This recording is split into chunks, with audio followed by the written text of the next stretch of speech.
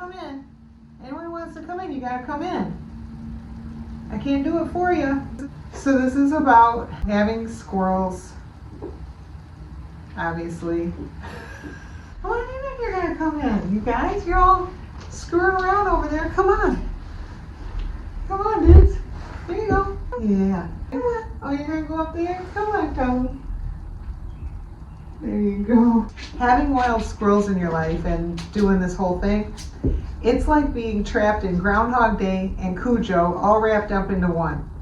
Aw, here comes Cuddles again. The reason being,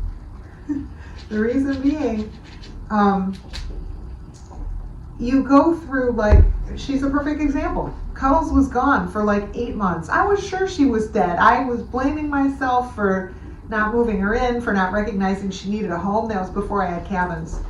And, saying, what if I had gotten a cabin for her? Would she still be here today? All this kind of stuff. And you go through all this, and then they show up 8 months later. Okay, so the Groundhog Day part of it is that they will do this repeatedly. Same squirrel, you're with them, you love them, they disappear. They couldn't leave me. I'm giving them water and a home and all this, and no, they leave. Animals have reasons that humans do not understand. They leave, they come back. The Groundhog Day aspect of it is when your animal repeatedly dies and comes back, and the Cujo aspect of it is that they come back. You go through and you're like grieving. You're grieving your squirrel. You go through the whole grief process. I mean the whole grief process. You come to terms and then they come back.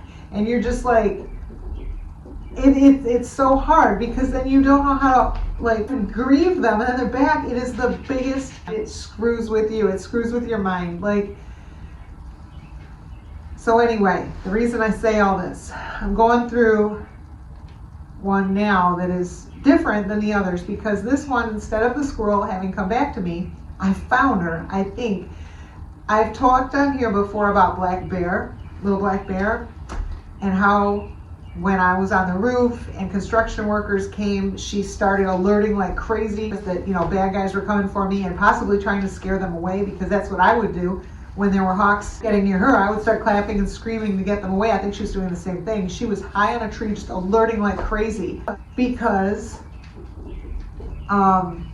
just like a week earlier, another group of guys showed up in a vehicle just like theirs with doors that opened on the back. There you go, Hansi. With doors that open on the back in an ambulance and shoved me in, and I was protesting and everything like that. And I didn't come back for 3 days from the hospital, and she couldn't believe it when I did. We came running at each other.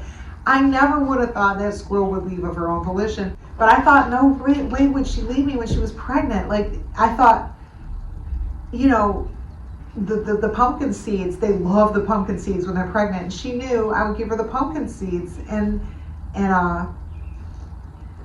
I think I was wrong. I hope I was wrong. I was taking a walk 2 days ago. I was walking down the street. I was talking to Rags on speaker. She knows our voices. She knows me, the phone, and Rags' voice coming out. That's all she's known pretty much her whole life, because I've known her since she was a little girl. I am so emotional right now, but I'm going to try to talk here. I thought little Black Bear was dead. She left about a year ago, maybe not even a year ago, and she was pregnant. And I had wondered if she needed to move away because she was pregnant. Well, just now, I was walking around the block, and a squirrel ran up to me in the street, right in the middle of the street, like she's known me forever. And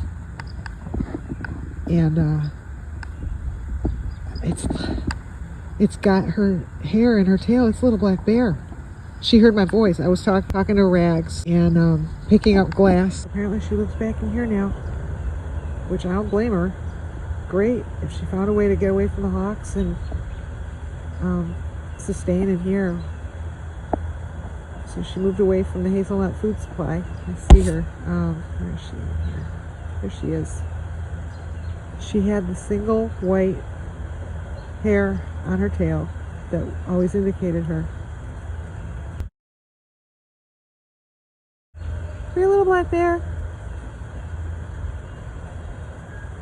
Little Black Bear. She walked right up to me.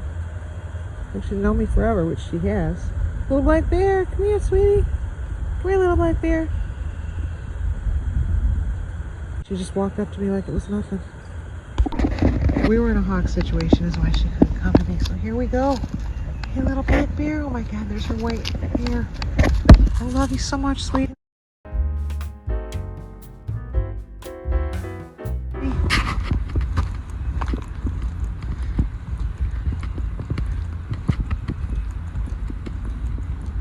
I've missed you. I've missed you, sweetie.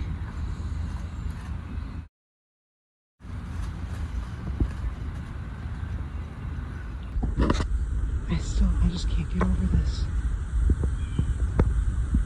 There's that white fur.